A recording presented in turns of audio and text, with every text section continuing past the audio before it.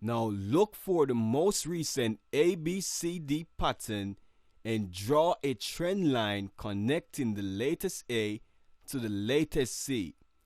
This will be your short-term trend line. Look for the lowest A and draw your trend line using the rules you've learned. This will be your medium-term trend line. And compress your chart or go to the larger time frame to draw the long-term trend line. Okay? Now here's an example showing the long-term trend line, the medium-term trend line, and the short-term trend line. We see the short-term trend line is drawn from the most recent A and C. Okay? Then we have the medium-term trend line and the longer-term trend line. Now pause this video for a second and see if you can identify the short-term trend line and the medium-term trend line.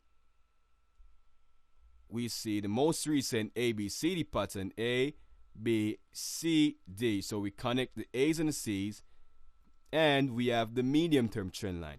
Now in order to get the long-term trend line, you will need to compress your chart or go to a larger time frame. Pause this video for a second and try and identify the short-term trend line and the medium-term trend lines.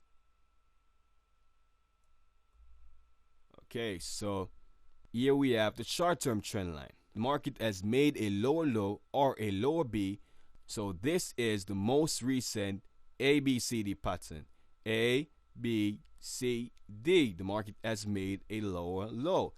Now, if the market had not made a lower low, then the inner trend line would have to be drawn from this A, B, C, D. Okay? However, the market has made a lower low. So now the most recent ABC pattern is this one, A, B, C, D.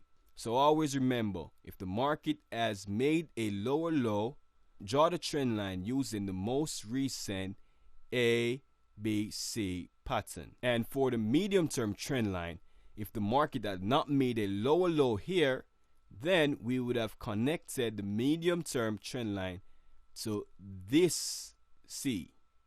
So because the market has made a lower low, we can connect the medium-term trend line to this A.